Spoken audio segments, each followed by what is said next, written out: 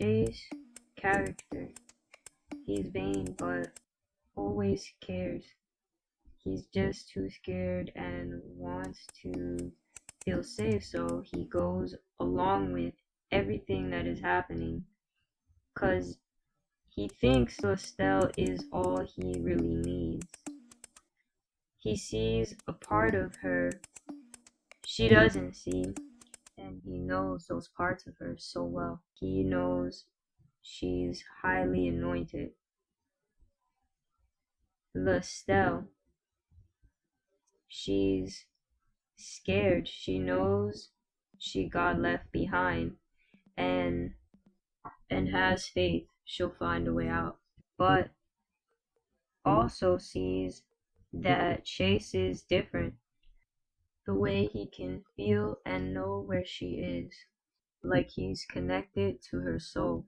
Truth is, he can find anything or anyone like a way to salvation, and she knows that. The only reason Chase is like that is because he's a prophet. Chapter 1. Buildings everywhere with the most divine architecture, but no lights outside of them. Chase was told that it was because the buildings were so high and too close to each other that that's why they were safe, and that any building that was apart would bring them danger.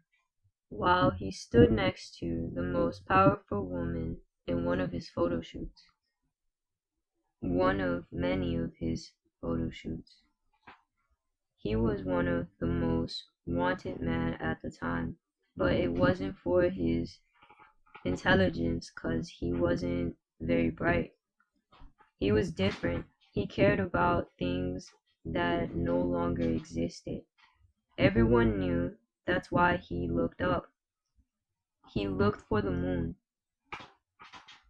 They knew because it was in all of his designs. He never said it though. He cried the night the moon turned to blood. In fact, he hollowed louder than any wolf known to man at the time. Anyone that ever really knew him knew that the moon was his inspiration, 'cause he used to sleep at day and wake up at night just so he could create, sing, and write. He used to say that the moon was his heart, and through the chamber doors of it rests his soul. Chase was only 5 when he said this, so they all were surprised that he even remembers. Chase finished the photo shoot, and in a hurry he went through the window. The darkness that was always a wonder to him scared him, though everyone else was used to it. It was as if everyone else was captivated by it. It was their inspiration, and although it already was dark as it is, they always seemed to add more shading, more shadows, as if the darkness they lived in was beautiful to them. As if that darkness that covered the streets that they can no longer walk on is the best thing that happened. Lucky enough, the buildings were built so high up the darkness only covered half of most buildings. The other half disappeared in the darkness. For their new magazine cover, they added shade all over Chase. Except his eyes, they used a bright light to make them stand out. There was something about his eyes. He was in love, but love to him didn't exist. His entourage, the magazine editors, the photographers, Paris, the one they all thought is the right one for him. All of them thought that, and the rest of the world that was left. None of them believed in love, but they were drawn to Chase and his infatuation for his love for Lestelle. They saw that she was his drive and they hated her. They they went along with it because of Chase, not because they cared about Chase, but because they knew that she is Chase's new moon. She is new inspiration and they need his creations, even if it was about her. But Chase always used metaphors to describe her, and even if they didn't believe in love, they still believed in beauty and Chase. That night, Chase couldn't find Lestelle anywhere. He was on his way up to a rooftop pool where there was an after party for the premiere of his last magazine. He looked from far to see if he could find her by the pool, but he can feel she wasn't there.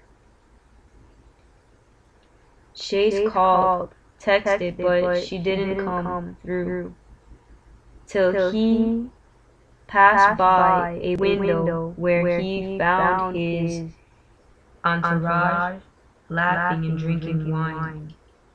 He jumps in soon as he sees her as well. Lestelle, says Chase, happy to have found her, but confused with the look in her eyes. Everyone in the room just went on conversating, so Chase did the same, with a bit of worry and knowing that something was wrong with Lestelle. They were all in a small room where there were books everywhere, one bookcase, and a fireplace that took up most of the space. It was a small office room. Lestelle was covering herself with a black sheet, and like always, they were looking into each other's eyes. Soon as Chase looked away, Lestelle burst out crying. She couldn't hold it in much longer. Chase hugged and comforted her. I'm scared, said Lestelle. In desperation, everyone there thought she was weak and just small. They whispered to one another. Then Chase noticed and said to himself, that's why they don't fear the darkness. They think that they're strong for living in it and not being afraid of it.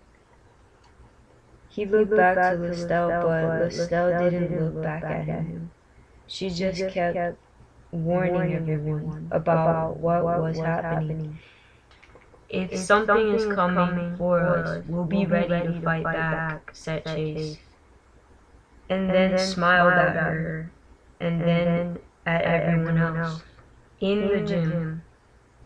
So now they found themselves in a gym as big as a battlefield, with walls as high as the St. John, unfinished, that fell apart all the time, just like they have experienced there as well, in a higher part of a different building. Chase always looks out for Lestelle and never lets go of her when they are together. He knows that no one likes her, though they never said it before. He knows they despise her. Split up.